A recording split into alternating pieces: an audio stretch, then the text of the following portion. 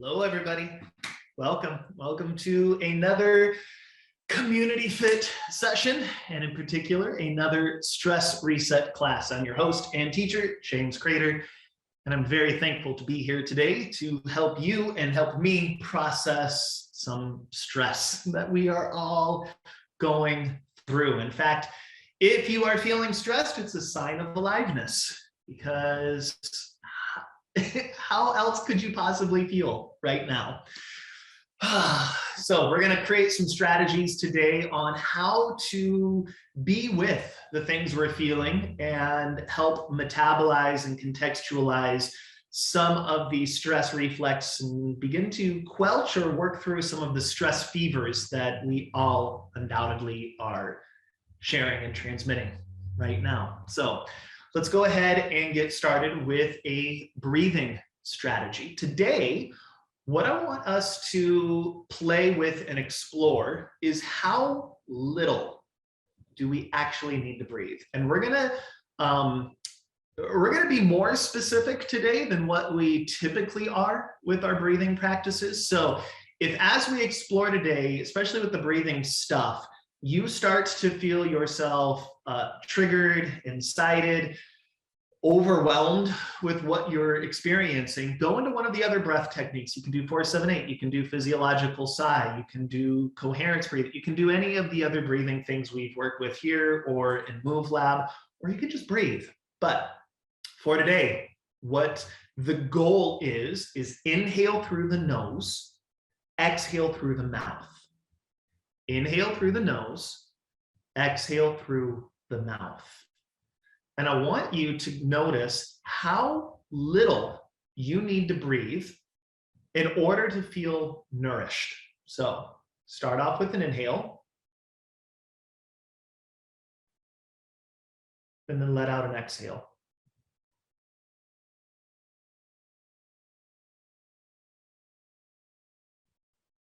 Inhaling.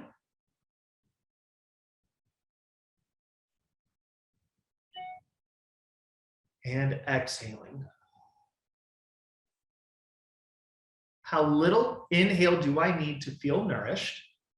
How long can I prolong that exhalation? How long can I drag it out, sustaining the exhalation? Now, continue to breathe while I do a little talking. If you notice you get distracted, if you notice that you have negative thoughts, emotions, ideas coming up, because this is a version of meditation, what I encourage you to do is pick a spot to look at in front of you. Maybe you focus on one particular thing and you keep focused on that. It's a soft focus, but you keep focused, because here's a fact. In order to think, in order to create monkey-minded, kind of all over scattered thoughts, your eyes need to move. They go hand in hand. So by gluing your eyes forward, you can begin to stop or at least halt or pause some of the accessory thoughts that could come up. So we're breathing and we are gently, softly looking forward at something in particular.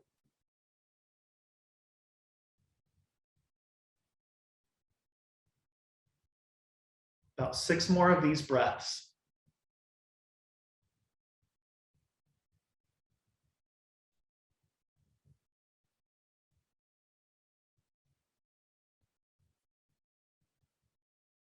Just notice it. Notice what that experience is and is not. And then when you're ready, we're going to go into some of our nervous system warm-up protocols. So bringing your hands together, getting them warmed up. We're going to put those on the front of the throat. Let our posture kind of shift and change.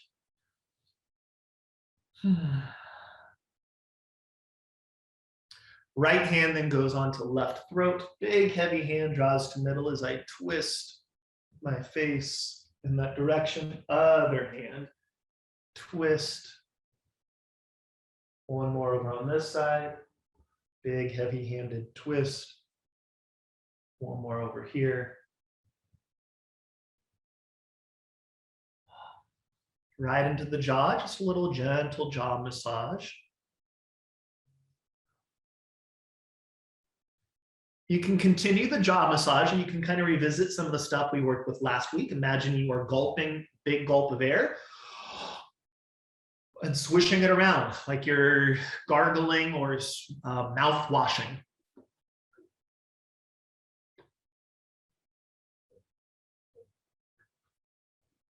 Big exhale. Taking your ears, just a little gentle massage all over, or if it feels better, gently tugging your ears out and backwards like we practiced last week.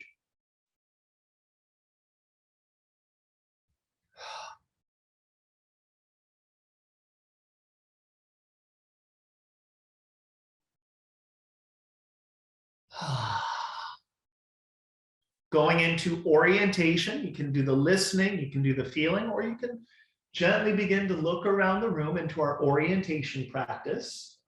Remembering that orientation practice is objectively noticing things that are in the room versus subjectively. So here that would sound like plant, mirror, equipment, candle, chair, water, person, camera. Just noticing things that are in the room. Or you can choose to do some of the eye exercises we did last week. Keep my nose forward, make my eyes look left and right. You'll notice I'm giving you and or practices because there isn't a right thing for all of us to do. There are simply options and in noticing, how does this affect my nervous system? How does this affect my experience? So it really is not about following what the teacher says. It's about following how it makes you feel. So you can do the orientation or nose forward, eyes gently panoramically looking left and right. For me, this is the appropriate practice to do today. For some of you, this is just going to make you more triggered. Maybe orientation is the thing to do today. Then nose looks forward, eyes look up and down. It's like I'm painting the wall with my vision.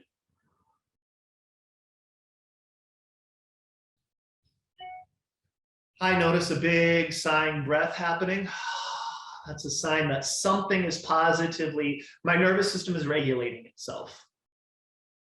You might notice your breathing change or a big gulping swallow or just, I feel different. If you feel nothing, maybe this isn't the right practice. Or maybe you need to soften a little bit. Doing less. Then I can either just kind of rub collarbone or tap. Which one feels better for me today?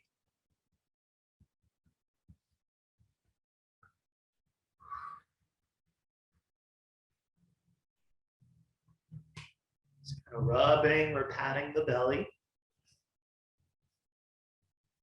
And picking my hands up and shaking. Now I can just shake my hands or I can kind of shake out the whole body. Shake, shake, shake, shake, shake. Even my legs just kind of shaking. Nice deep inhale. Sigh. Or hum.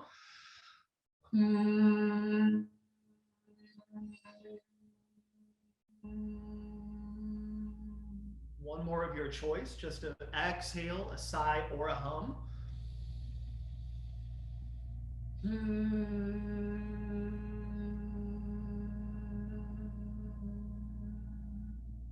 Little seaweed spine.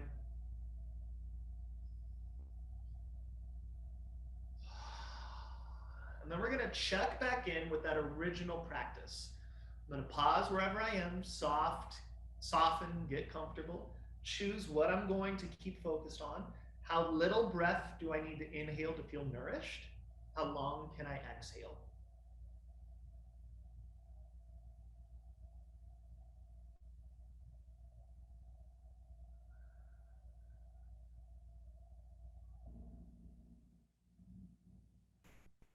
Two more rounds of that.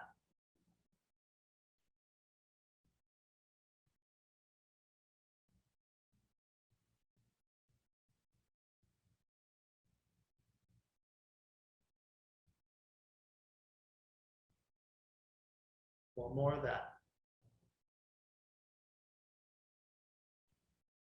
For me, it's easier to be with this I feel more embodied now that I've kind of opened up my nervous system. Maybe yours is different. Maybe even chime in on the comment section. Let us know what do you notice? How is this different second time around than first time? What words would you describe? It's often difficult because sensations, emotions, presence, awareness is sort of a pre-articulate moment, meaning that you got to kind of get creative with the words. It's not going to be clean language. It might feel warmer. It might feel softer. It might feel cooler. It might feel brighter.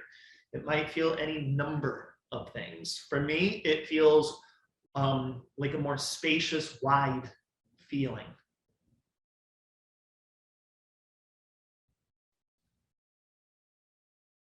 Now, if one of these practices was difficult for you, if the breathing thing is difficult, if the eye gaze thing is difficult, if one of these nervous system warm-ups feels very, very nourishing for you, do that. Just give yourself permission to do that thing. I'm going to take us through a somatic meditation, and then I'm going to take us into a psychological fitness exercise that has all to do with capacity to just notice compounded complex things in the body.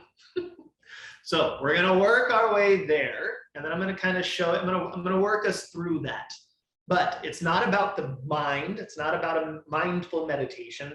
We've worked a lot over the last few weeks with tension and embodied stress. Now we're going to go a little deeper. We're going to go a little bit in a finer line, in a more nuanced way.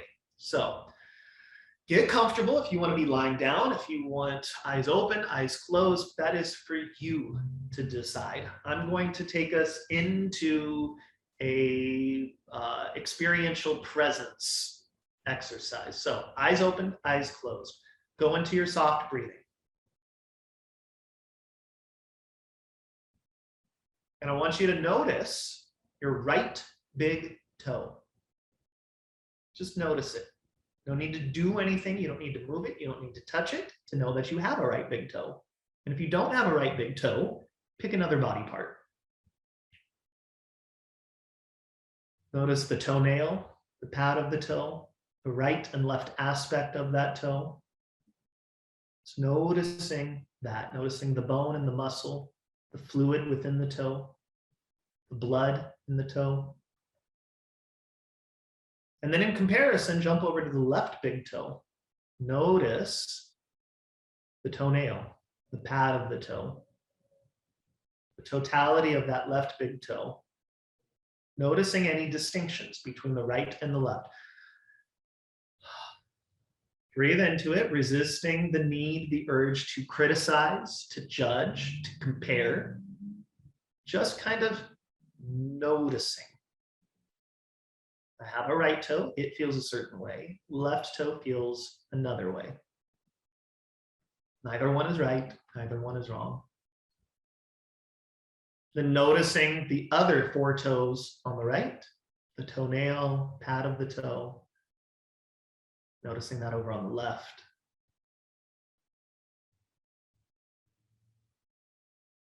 If you find your mind easily distracted, you can look forward, stare at something, keeping your eyes still, going into your soft breathing as you notice the totality of your right foot, the bottom of the foot, the arch, the heel, the ankle, the top of the foot, the curvature of that foot.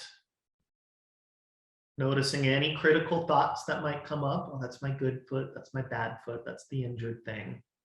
Just noticing. Jumping over to the left and noticing what you notice there.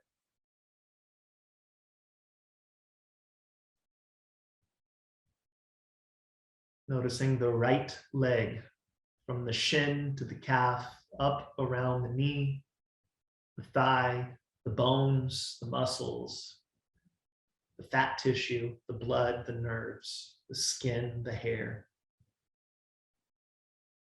How's that different or the same as the left? Just noticing.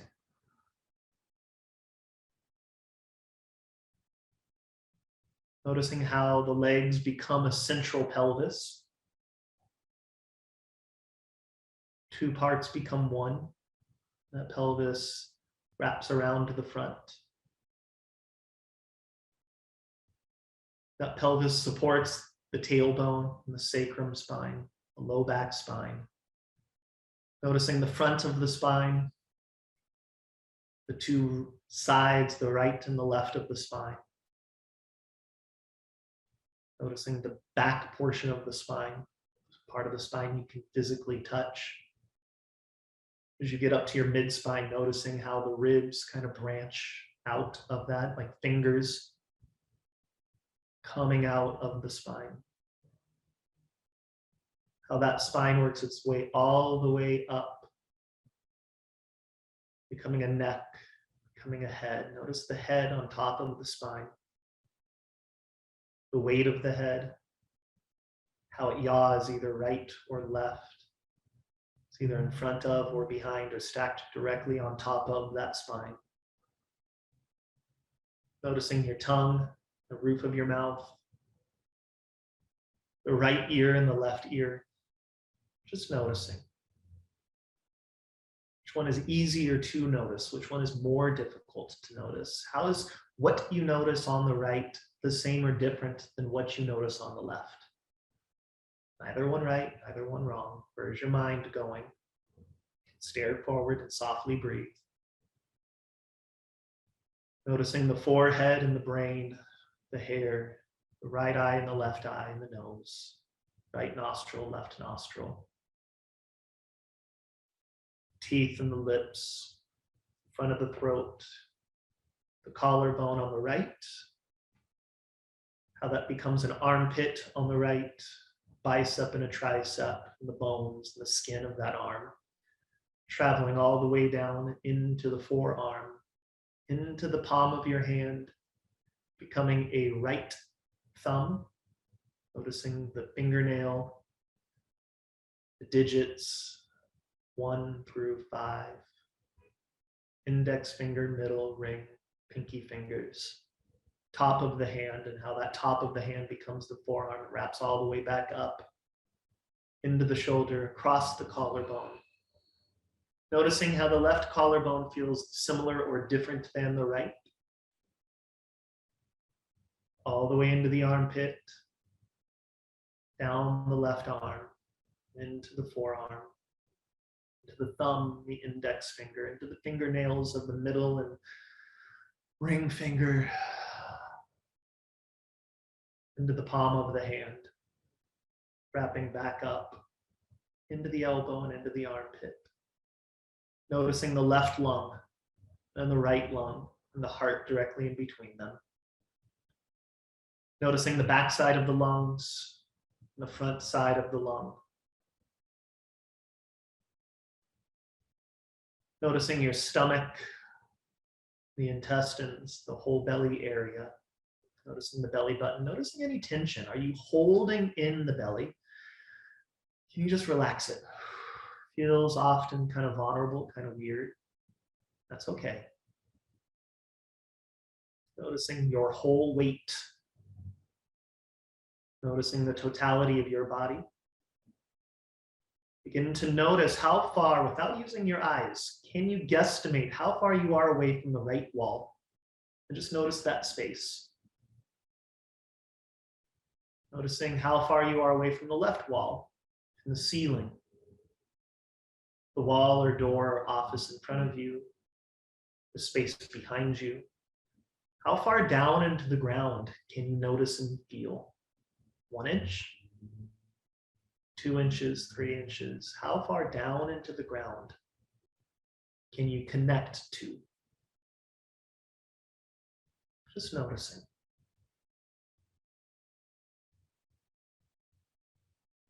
How little air do you need to inhale? Let out a long, slow, exaggerated exhale.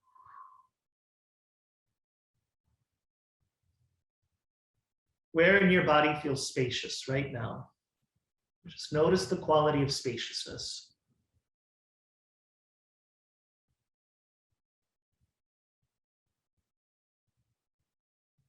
How would you describe spaciousness that you feel in your body? What words, images come up? And then in comparison, notice somewhere that feels less spacious. Maybe it feels congested or tight. Maybe you register it as tension or pain, stiffness. Let your mind go there. And then just acknowledge for a moment, oh, it's a choice. I can notice spaciousness in my body, or I can notice lack of spaciousness in my body. Both of them are accessible, both of them are noticeable. Pain, tension, congestion is just sort of at the top of the ladder of sensation. So it's very easy to notice and often triggering and sucks our attention. But you can notice spaciousness. Notice how that congested, non-spacious area is actually surrounded by spaciousness. The more you just notice that spaciousness and the way you were capable of noticing a toe or a fingernail or right versus left or into the ground, it's a choice. You can notice it. Maybe it takes a little practice. But the more I notice spaciousness, the more lack of spaciousness begins to just unravel. Maybe it releases an emotion. Maybe it releases a thought. Can you be with that? In fact, begin to just notice thoughts, emotions, and sensations that rise up in the body without a need to judge them, without a need to criticize them, just kind of noticing. Often we anticipate that we're going to be fully happy about something or fully sad, stressed, or excited. When in reality, it's more compounded. You can be sad and happy at the same time. You can be in anticipation and in excitement and in joy and also be in grief at the same time. Just breathe into that and just notice it without the need to fix it, problem solve it, ignore it. Just being with it in the way you were with your right big toe versus your left big toe. The more you're with it, if it feels triggering and overwhelming, you can reorient, you can recenter around spaciousness, around the good feeling, in an effort to sort of explore and contextualize and understand the heavier stuff. Stuff that most of our culture doesn't tell us about, the stuff that actually gets compounded and covered up and more and more and more and more and more stressful. It's a choice. You have the freedom and the ability to explore that stuff when you know what nourishment feels like, satisfaction feels like, when you know how to reorient to that, because you're no longer afraid of getting stuck or confronted by the heavy stuff, because you know how to self-nourish. It starts with, and it's as easy as just noticing your right big toe versus your left big toe. Sticking with that, just noticing what comes up. What does it feel like in the body to notice that?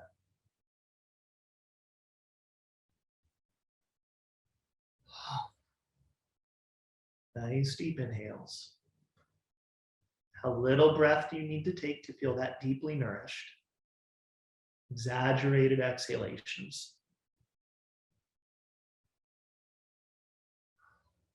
When you're ready, it's like you're collecting your energy. Maybe feel your own body weight, wiggle your fingers, wiggle your toes. Change how you're sitting, just kind of rocking back and forth, a little seaweed spine.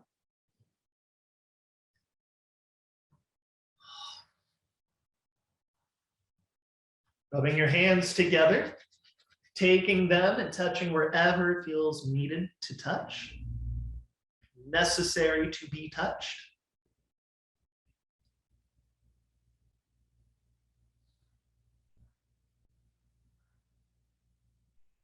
Shaking it out.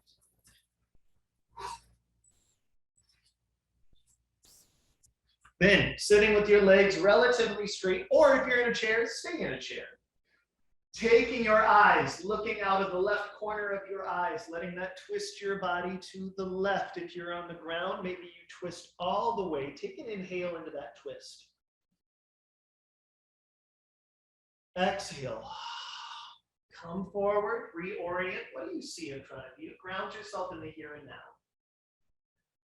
Right eyes, right head, right side twist. Inhale. Exhale, coming back. Grounding yourself. What do you see in front of you? What do you see to the sides? Eyes look to the left, head twists, twisting, twisting. Exhale. Right side.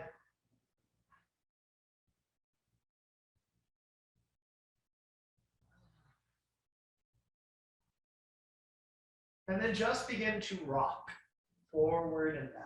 Just kind of rocking the body.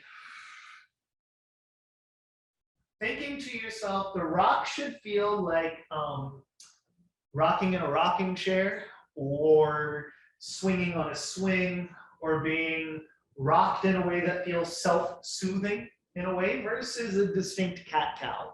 We're not trying to exercise. We're just simply self-soothing.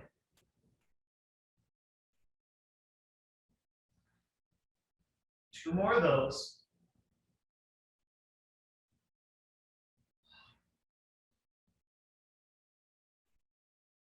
Then go ahead and either sit in the chair or lie all the way down. We're going to recall last week's session.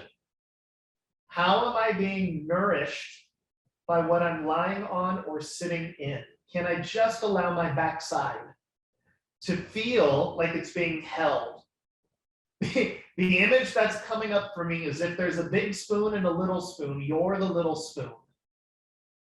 And the ground is sort of holding you. The chair is supporting you wherever you are. You're going to let yourself be held by gravity.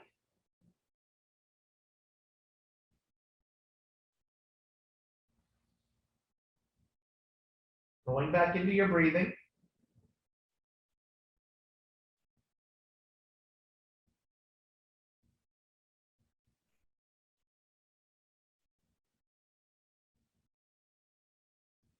Three more breaths.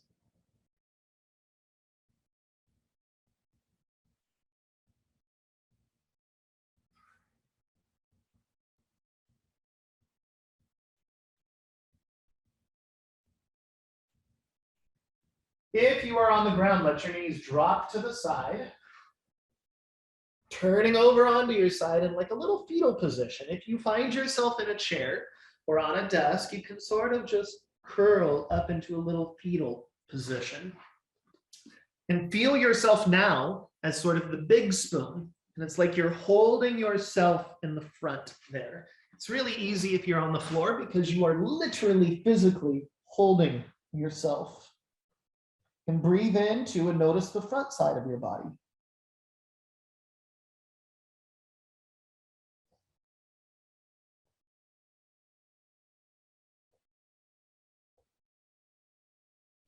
As you continue to breathe, just notice you may feel jittery.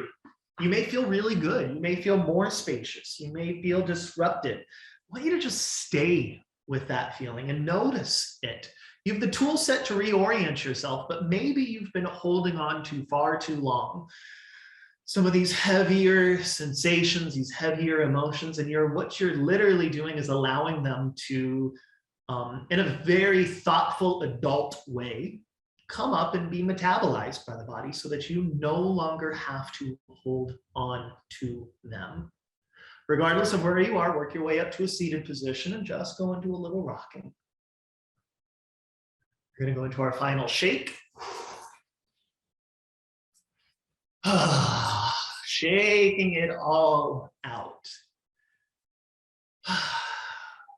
Over the last few weeks, we've worked through some physical tension in the body, some just SOS, what I call SOS, or signals of support, signals of safety protocols. That's all the warm hand things, just kind of opening up and cueing to the nervous system like, you're okay, we're okay here. so that we can get to these deeper, more nuanced points of going, look at that. Like, I'm happy and sad at the same time. I am both spacious and congested, non-spacious at the same time. I am a complicated human being. I am both good and bad at the same time. And other people are too. So that when I look out into the world, I can appreciate when I see something that strikes me as negative or bad or confrontational, that's just a part of that human, and it's actually a part of me too. And so how do I dilate open to the full experience of aliveness and the full experience of someone else, knowing that people aren't good or bad, they're both. People aren't right or wrong, they are both. Moments aren't happy or sad, they are potentially both. The moment I realize that, and I can kind of ride through that, knowing I have the capability of centering and noticing in complex, compounded ways, suddenly life feels less stressful and more alive. And that's the lesson. So thank you so much. Hopefully you've collected at least one or two pieces of information, one or two nuggets from this class. And I hope you join me tomorrow for Move Lab, and we're going to play some. So thank you so much. I'll stick around for some questions, and I'll see you soon. Bye. Awesome, James. Thank you so much. Real quick before people sign off, just wanted to announce, I don't know if you already did, James, Friday, right? We're going to have Chantil come back. So for those of you who have been with us in the past, over when the pandemic first started, we had Chantil. She was our yoga instructor.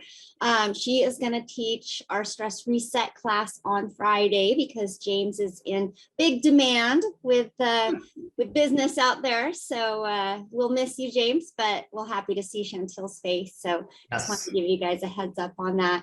That class was really amazing. So I went into it really, really hungry and thinking like, oh my gosh, I'm not going to make it through. I'm going to have to stop and go eat lunch. Right. Now I'm not hungry or not hungry. I mean, if that makes sense. I'm just kind of like, yeah, it's time for lunch, but I'm not going to go like eat ravenously because I was able to kind of reset myself and not feel so rushed, like, oh, I got to go eat and then I've got to do this. Right. So thank you for that. Well, thank you. This was a selfish class today. So everyone, starting very, very soon, there will be a new visitor. There will be a new co-teacher here in the studio. I get a new puppy it's actually Friday. And what I've noticed this week is like, I've been very anxious. I've been very irritable, and what I pinpointed today is that this is actually what I'm feeling in this week in particular is like another layer of grief, another phase of grief for my old dog that passed away 2 years ago. And so it's like, I'm happy and immensely sad at the same time. And it's like, oh man, that's so interesting. Because people are like, oh, are you so excited? I'm like, yeah, and also no. And it's like this very complex thing. And I think we just don't often give enough thought to the complexity of everything. So that's this. Well, we can't wait to see that little guy. It's a guy, right? Little boy. Yeah, it is. He will be here. I don't know when. We've got to wait to see personalities. Like, can he handle being here? Or is it going to be sign on and watch James caretake a puppy and no one?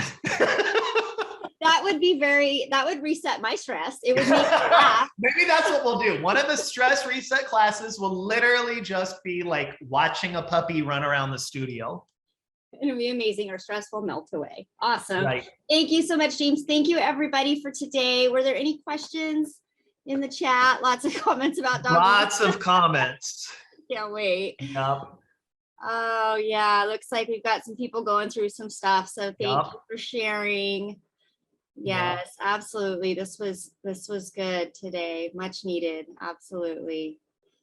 Thank you all. And we're glad that it's helping you. Yeah. Awesome. Yep. Thank you, everybody. And thank you for letting me be selfish. Thank you, James. See you soon. See you tomorrow. Bye, everybody. Bye. Bye.